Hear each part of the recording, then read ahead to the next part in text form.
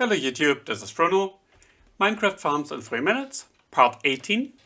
And today we will add a guardian farm, which gives us sea lanterns, dark prismarine, prismarine bricks. I could also add prismarine. I'm not really fond of this block here, and also cod. We have a very good food source, so I don't really know what we would do with cod, but anyway. Dark prismarine is a really fantastic block that you can use for building. It fits in a lot of building styles. And sea lanterns are very important if you do redstone. As you may know, it's important to light up your redstone builds really well, because this avoids lag. Redstone dust is a light source, and if the light level is too low, then whenever the state of this redstone changes, the game will have to calculate lighting updates. By integrating a lot of light sources in your redstone builds like this, we make sure that the light level here is always high enough. And if you have a biome like here in the Nether waste, where zombie piglins can spawn at light level 11, you will have to use a lot of lighting blocks to integrate in your redstone builds. In fact, I have at times used only lighting blocks as building blocks in these builds. It's just easier, so I don't really have to care about the light level. I know it will always be high. But in redstone we have two fundamentally different blocks, which are transparent blocks and solid blocks.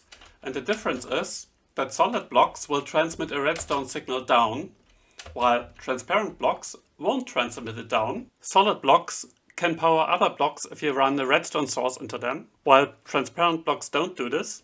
Also, transparent blocks won't block the ability of a redstone signal to travel up. So if I place a transparent block here, it does nothing.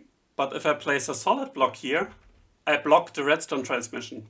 Glass and top slabs are examples for transparent blocks, and even though this looks as it shouldn't transmit redstone, it does. This distinction makes a lot of complex redstone builds possible. Now, if you're looking for lighting blocks, almost all of the lighting blocks are solid. As you can see here, shroom lights, frog lights, or jack-o'-lanterns are all solid blocks, but sea lanterns are transparent blocks, and mobs can spawn on sea lanterns. So this is really useful for redstone to have a transparent block as a light source. For example, you can do redstone towers like this that transport a redstone signal upwards, and this certainly looks like it shouldn't work, but it does, just as it does with glass or with slabs. And the guardian farm that I built is a portal-based farm. That's why we needed the piglin bartering and all the obsidian. For many farms there are designs that are portal-based or not portal-based, for example for gold farms. But for guardian farms I would strongly recommend a portal-based farm, because it's just so much easier, it's so much faster to build. All you need is basically a bit of soul sand here at the bottom, and then you have spawning columns and the guardians will go into the portals. But I also have an admission to make. I built this farm here way too big. It was an experiment. I thought I would get better rates out of it, but actually the rates aren't much better than the smaller farm. So we will go right to the world download and show you the farm there. So here's the smaller version of the farm, and it's quite sufficient. You just take the center of the guardian temple, break a few blocks here. You will obviously have to kill the elder guardians to do that. And then you place soul sand on the bottom so the guardians are moved up. And as you can see, most of the guardians spawn inside of our box here. So we have water streams transporting the guardians in.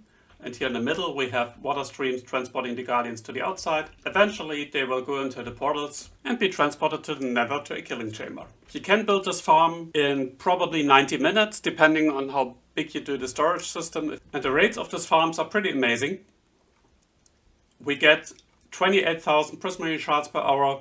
We get 11,000 crystals and cod, and we even get a few ink sacs. Here about 450 an hour, which may or may not be enough depending on how much dark prismarine you want to use. To place these water streams you will have to use temporary blocks here on the outside, and on the inside you could use dirt or you could use scaffolding. Place blocks, put in the water streams, remove the blocks. The design of the guardian farms follows a video from Mysticat. He uses ideas from Cortezerian. I will link both of these videos in the description. There's also this world download, of course. And here's the killing chamber in the Nether. You can use soul campfires, so the guardians just come out on both sides of the portal.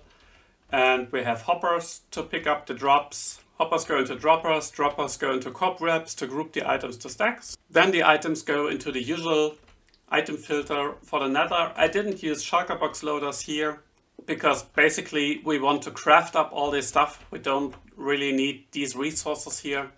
But of course we could use shulker loaders. Just to keep up with the farm, we would need 4 filters for the prismarine shards, 2 filters for the crystals, well, 2 filters for the cod, but I don't really know what to do with a lot of raw cod, so I just did 1 filter to have a bit of it. And of course the ink sacs, everything else goes into lava. We have a bit of extra storage for the crystals here and for the shards. And here you can see the liberal use of light sources. Also, depending on the biome you're in, you might want to make all of this gas proof. Gas can spawn independent of light levels. Here I use the second account to load the overworld, and as you can see, the guardians push each other and distribute each other pretty much equally over the hoppers, which means that the drops are distributed over the hoppers. And this is why we can use a rather simple system. We don't need a minecart pickup system as we used for our gold farm. You could build this killing chamber higher and kill the guardians using fall damage, but in this case pretty much all the guardians would die in the same spot and you would need a vastly more complex system to pick up the drops. But let's have a quick look at the alternate setup here on the Jaycraft server. Over there is the farm, there's the AFK spot in the sky, and we have a second nether portal that is far enough away. And this portal also leads to the nether roof and to our killing chamber. So we have a convenient way to get to the drops. And also here on Jaycraft I use shulker box loaders. So this is a very useful farm. If you stand AFK for just 1 hour, you will get the resources for 2 full shulker boxes full of sea lanterns and 2 full shulker boxes of prismarine bricks and 2 full shulker boxes of dark prismarine if you have an external source of ink sacs. And this is what we will build in the next episode, because I want to sell dark prismarine in my shop and I also want to build with dark prismarine, so we will need an additional source for ink sacs.